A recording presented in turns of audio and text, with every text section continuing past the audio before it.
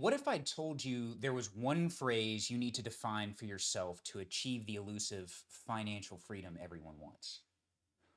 Would you want to know what that is? Don't worry, I won't make you wait the entirety of the video to get the phrase or the definition, but I do want you to think about how the ideas shared in this video can help you make your own definition of what I would call a necessary idea. Financial harmony. This is the phrase we need to define.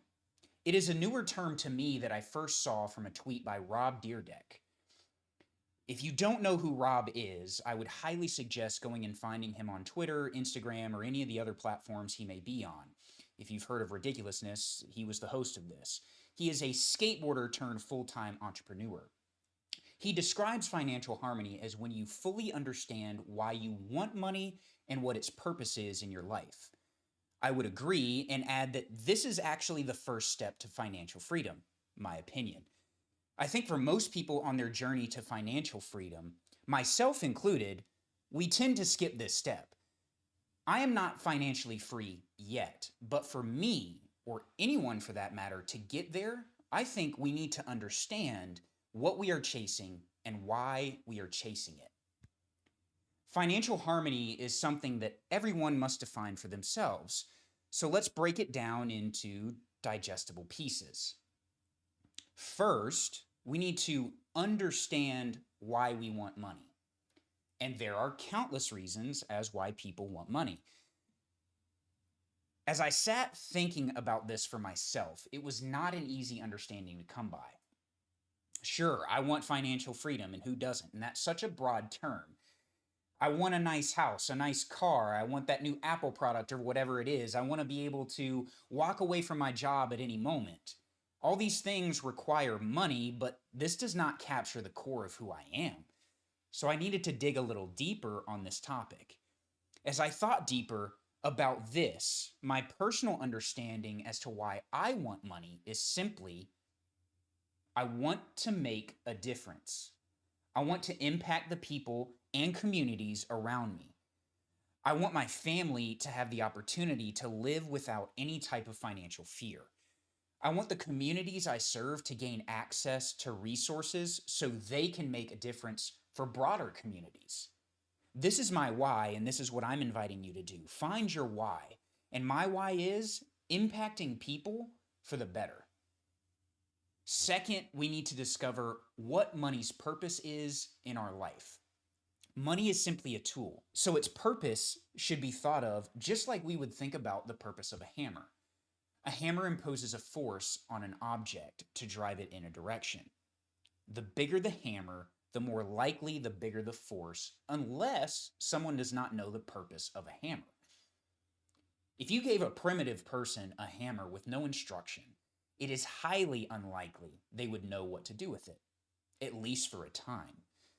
Likewise, money imposes a force on a market to drive it in a direction. The bigger the bank account, the bigger the force on the market, unless someone does not understand the purpose of money. Gaining instruction on what money is and how you should use it makes you better at using it. Money itself is not good or bad. It simply can be used for the purpose of moving markets and exchanging value. What does this look like for me? Well, I'll tell you. This looks like from, say, a family perspective, to keep it simple. This is finding an income source or multiple income sources, and right now, this looks like my career as an engineer and the investments that I make, and I'm trying to create security for my family.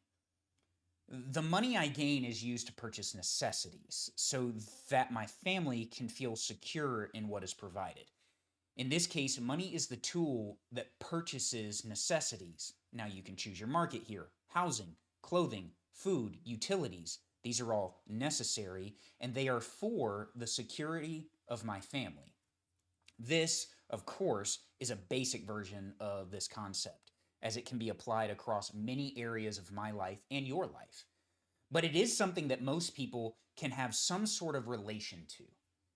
The main principle here is that you want to make sure you are controlling your money and not the other way around. Money should be the tool, not you. If you are the tool of money, money will drive you in a direction. And just like the hammer, it drives a nail. You will be the nail stuck with no easy way out.